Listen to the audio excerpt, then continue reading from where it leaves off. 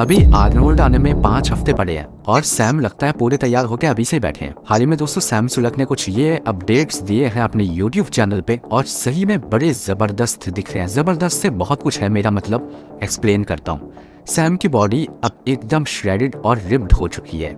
एक हार्डनेस दिख रही है उनके फिजिक में और उनके पास में मसल्स भी बहुत ज्यादा आ गई है पहले के मुकाबले। अब एक काफी कंप्लीट क्लासिक फिजिक एथलीट दिखने लग गए हैं कम से कम अपडेट्स में।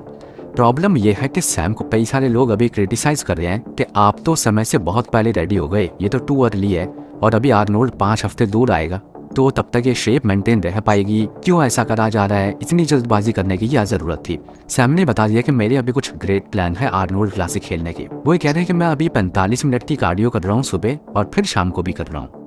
वही पिछली प्रेप में आर्नोल्ड क्लासिक एमेच्योर खेलने जाने के वक्त ये 1 घंटे कार्डियो सुबह करते थे और 1 घंटे इवनिंग में, यानी 2 घंटे कार्डियो करते थे। अब कर रहे हैं मिला के 1.5 घंटे, तो टेक्निकली कार्डियो कम कर रहे हैं। चीजों को ये बिल्कुल भी हरी अप नहीं कर रहे हैं और फिर भी इतना ज्यादा आगे चल रहे हैं दूसरे लोगों से और ये चीज इनको बिल्कुल रिलैक्स एक माइंड दे रही है। सैम ने बोला कि मैं अभी एक क्रूज पे लगा हुआ हूँ। क्रूज मतलब अपनी बॉडी को एकदम पुश तगड़ा नहीं कर रहा हूँ क्योंकि मैं पहले से ही रेडी हो चुका हूँ। स्लो एंड स्टेडी सैम का ये मोटो है इस साल के आर्नोल्ड क्लासिक प्रेप में जाते हुए। सैम ने कहा ये एक पीस ऑफ माइंड ही है कि मैं ये कह सकता हूँ कि स्टेज पर मैं पहले से पहले रेडी होकर के जाने को तैयार हूँ। ये नहीं होना चाहिए कि मैं स्टेज पर जा रहा हूँ और मैं 1 मंथ आउट दिख रहा हूँ, कुछ वैसा जैसे कि बड़े pro open class body builders दिखते हैं।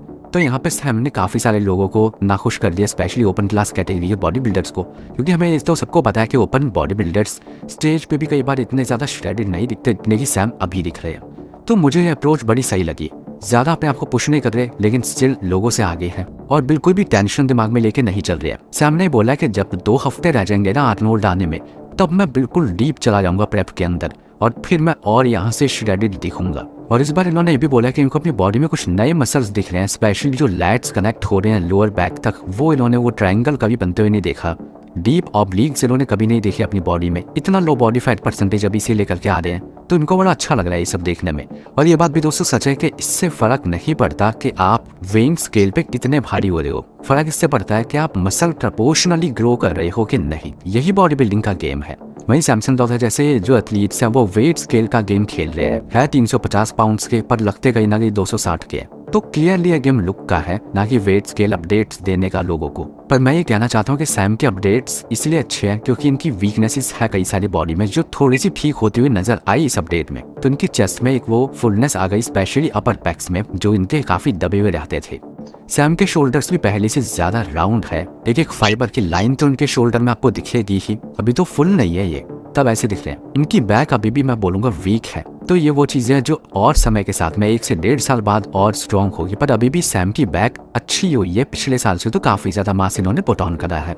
सैम ने यही बोला कि जब कार्ब लोडिंग करूंगा ना तो जितना भी मसल के नीचे वाटर है वो सारा खींच करके एकदम ड्राई हो जाऊंगा और यहाँ से कार्ब्स और ज्यादा जब बॉडी में जाएंगे तो ये शोल्डर्स आपको यहाँ से डबल दिखाई देंगे।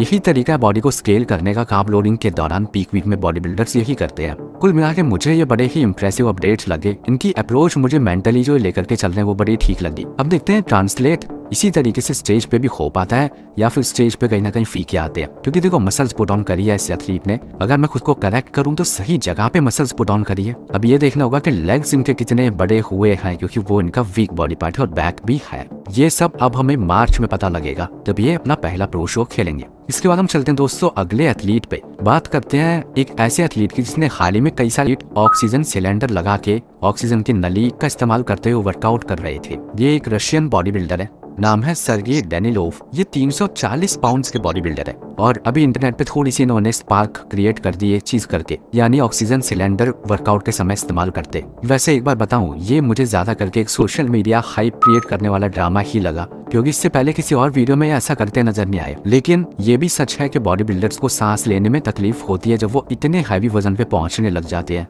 ये कम्प्लीटली एक अनहेल्दी वेट है। कई बार इतना ज्यादा दिल के ऊपर दबाव आ रहा होता है इतनी ज्यादा मसल्स होने के कारण कि ठीक से सांस नहीं ले पाते हो, तो इसलिए ऑक्सीजन सिलेंडर लगा करके आपको कई बार वर्कआउट के बीच में भी या फिर वर्कआउट करते हुए भी जरूरत पड़ती है। पर ये इतना रेयर है, ये ना के बराबर देखने को मिलता है क्योंकि एक अनहेल्दी वेट है। डॉक्टर्स कभी भी एडवाइस नहीं करते किसी भी बॉडी बिल्डर को इस वजन तक जाने में जहाँ पर कि उसको सांस लेने तक में दिक्कत आ जाए। सैमसन लौटा को सांस लेने की दिक्कत नहीं आती है, उनको स्लीप एपनिया होगा, यानी कि सोते समय उनको जरूरत पड़ती होगी एक इस वाले मास्क की लेकिन वर्कआउट करते हुए हमने कभी ऐसा नहीं देखा सैमसन को करते हुए। पर इनके लंग्स पे ऐसा लग रहा है कि काफी दबाव आ रहा है। अगर सच में ये दिक्कत है तो इनके लंग्स पे इतना दबाव आ रहा है कि इतनी बड़ी बॉडी को वो ऑक्सीजन नहीं पहुंचा पा रहे, और वर्कआउट के समय आपकी बॉडी को ऑक्सीजन की जरूरत और ज्यादा होती है, तो इसीलिए इनको बाहर से ऑक्सीजन लेनी पड़ रही है इस ऑक्सीजन सिलेंडर की मदद से। पर ये कभी भी आपके दिल के लिए अच्छा नहीं है।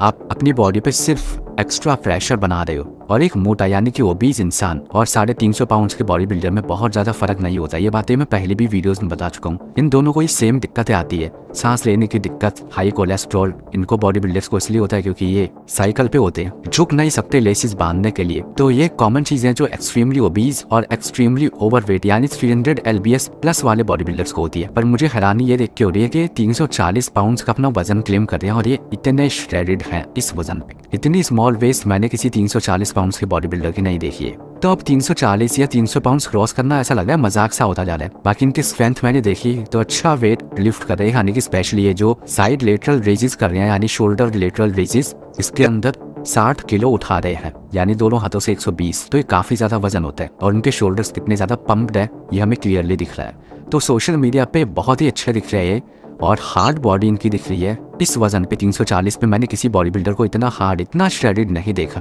बाकी अगर इनकी पूरी बॉडी पे निगाह डाली जाए, इतना ज्यादा साइज कैरी करने के बाद ना बॉडी बिल्डर्स आमतौर पे इम्बैलेंस दिखते हैं, पर इनके लैट्स आप देखो बहुत सही है। शोल्डर्स कितने ज्यादा फूले हुए हैं, चेस्ट कितनी ज्यादा भारी है, हर चीज परफेक्टली एक बैलेंस में नजर आती है। और लेग्स बहुत छोटे नहीं है, नहीं तो बहुत छोटे होते हैं इतने साइज पे बॉडी बिल्डर्स अजीब से ही ग्रो हो जाते हैं। ये बहुत सही बिल्ड है इनका। अब बस ये देखना है कि प्रो रैंकिंग्स में कितना ऊपर जाएंगे। मिलोज ने ऑलरेडी लिख दिया, everyone knows you will be a problem, यानी कि सबके लिए ये एक समस्या बनने वाले हैं। बिल्कुल ही नया नाम डैनिलोव, और आई होप इनको इतनी दिक्कत ना हो। और ये सिर्फ इन्होंने सोशल मीडिया के लिए ही करा हुआ ये ऑक्सीजन मास्क पहनकर जो ये एक्सरसाइज कर रहे हैं, क्योंकि अगर कोई ऐसा कर रहा है रोजमर्रा की जिंदगी में, आप बहुत लंबी लाइफ एक्सपेक्टेंसी नहीं रख सकते। और अभी इसीलिए लोग आउटरीच कर रहे हैं इनके इस वाली चीज़ पे और इनको बुली कर रहे हैं। बाकी हाँ, खतरनाक है रशियन बॉडी बिल्डर, इस तरीके से दिखते हैं। हम चलते हैं अगले एथलीट पे, यहाँ पर बात करते हैं हार्डी शुपन। हाल ही में बहुत ज़्यादा आउटरीच, मतलब मासिव आउटरीच देखने के लिए मिल रहा है हार्डी शुपन के खिलाफ। कई सारे लोग ये कह रहे हैं कि इनको आर्नोल्ड क्लासिक में नहीं खेलने दिया जाना चाहिए, इस वाले आर्नोल्ड क्लासिक में। इसके पीछे का रीजन बहुत ही ज्यादा पॉलिटिकल और काफी ज्यादा खराब है। हार्डी जिस देश में रहते हैं ईरान में, वहाँ पर जो ये ऑर्गेनाइजेशन है इस्लामिक रिपब्लिक ऑफ ईरान, काफी लोगों को इस चीज का पता होगा कि ये लोग कितना खतरनाक काम कर चुके हैं पहले ही। लगभग बताया जा रहा है कि 40,000 से ज्यादा लोगों को मारा जा, जिन लोगों ने प्रोटेस्ट में आवाज उठाई थी और अपने राइट्स के लिए, और बहुत सारी इंटरनल जो चीजें देश में उनको नहीं मिल रही थी उसके चलते उन्होंने आवाज उठाई। इन्होंने कई सारे बेकसूरों को मार डाला और उसके बाद में हार्डी ने इन्हीं लोगों को सपोर्ट करना शुरू कर दिया है। ये है रीजन पूरा का पूरा। वहाँ पे इंटरनेट भी नहीं आ रहा ईरान में, सारी चीजें वहाँ पे एकदम दब चुकी है, ह्यूमैनिटी पूरी क्रश हो चुकी है। तो ये काफी खतरनाक और पॉलिटिकल न्यूज है, और इस वजह से लोग कह रहे हैं कि ऐसे इंसान को जो इन लोगों को सपोर्ट करता है उनको आर्नोल्ड क्लासिक में खिलाने का क्या मतलब बनता है। तो इसीलिए बहुत सारे लोग, खुद ईरानियन जो है हार्डी शुपन के जो पहले फैन हुआ करते थे, वो आकर के आर्नोल्ड को ही कह रहे हैं, आर्नोल्ड को टैग कर रहे हैं इंस्टाग्राम पे कि इनको बैन करो या फिर इनको रिमूव करो अपने शो से। वही बहुत सारे लोगों के दूसरे कुछ मत है इसके अंदर। कई लोग ये कह रहे हैं कि हार्डी उसी कंट्री में रहते हैं और अगर इन लोगों को सपोर्ट नहीं करेंगे तो वो उनकी फैमिली के लिए भी खतरा बन सकते हैं। हाल ही में विक्टर मार्टिनेस ने ये वाली बात बोली है कि अगर हार्डी खुद को इस गवर्नमेंट से अलग कर लेते हैं तो क्या खतरा उनकी फैमिली के ऊपर नहीं आ जाएगा, तो सपोर्ट करना इनकी मजबूरी है। वहीं कुछ लोगों का कहना है कि फिर लेकिन वॉलपेपर क्यों लगा रखा है इन्होंने अपनी लॉक स्क्रीन पर उन लोगों का जो ये काम कर रहे हैं, तो सपोर्ट करने की भी कोई जरूरत नहीं है, आप सिर्फ न्यूट्रल भी रह सकते हो। तो ये एक ऐसी कन्वर्सेशन है जो लगातार लूप में चलती जा रही है, एक ऐसी न्यूज है जो बॉडी बिल्डिंग से रिलेटेड कहीं से कहीं तक नहीं है। इसीलिए बहुत सारे लोगों का कहना है कि स्पोर्ट में पॉलिटिक्स को नहीं घुसाना चाहिए। हार्डी शुपन हो सकता है ना चाहते हुए फंस रहे हो क्योंकि वो उसी कंट्री में रहते हैं, या हो सकता है वो उन्हें इंटेंशनली सपोर्ट कर रहे हो, दोनों चीजें पॉसिबल हैं। तो ऐसी चीजों में दोस्तों मैं अपना अगर ओपिनियन दूं तो मेरे हिसाब से हार्डी अगर इन मास मर्डर्स को सपोर्ट कर रहे हैं तो क्या यूएस गवर्नमेंट उनको अपने देश में इस बार आने देगी? मुझे इस चीज पे पहले डाउट होता है, और अगर आने दे रही है तो फिर तो स्पोर्ट भी आप खेल सकते हो, क्योंकि पॉलिटिक्स अलग रख लो, स्पोर्ट्स को अलग रख लो, मेरे हिसाब से वही बेटर है करना। भले जैसे बॉडी बिल्डिंग के अंदर एक नॉर्मली चीटिंग होती है, हम उसको भी कहते हैं पॉलिटिक्स हो गई, और वो भी नहीं होनी चाहिए। अब ये जो एक बाहर की पॉलिटिक्स है, मेरे हिसाब से ये भी नहीं होनी चाहिए, इसको स्पोर्ट्स के अंदर मिक्स नहीं करना चाहिए। ये मेरा ओपिनियन है। स्टेज पे आकर के वो एक स्पोर्ट्समैन पहले हैं तो वो चीज हमें देखनी चाहिए, और वही है, स्पोर्ट को और पॉलिटिक्स को अलग अलग रखना चाहिए। तो मेरे हिसाब से, हालांकि ऑल्दो मैं अपनी खुद की बात पे पूरी तरीके से शायद सहमत नहीं हूँ, शायद खुद मैं अंदर से बिल्कुल एक तरफा नहीं हो पा रहा हूँ, बट अगर देखा जाए एक वाइड स्पेक्ट्रम में, तो हमें मतलब है कि एक बॉडी बिल्डर स्टेज पे अपनी बॉडी कैसे दिखा रहा है, अच्छा दिख रहा है या नहीं, चैलेंज दे रहा है दूसरे कॉम्पिटिटर्स को या नहीं, पर्सनल लाइफ में क्या कर रहा है, अगर उस पर कोई क्रिमिनल चार्जेस नहीं है और वो बाकी तरीके की सारी लीगैलिटीज पूरी कर रहा है किसी देश में आने की, किसी कंपटीशन को खेलने की, तो उसको खेलने दिया जाना चाहिए।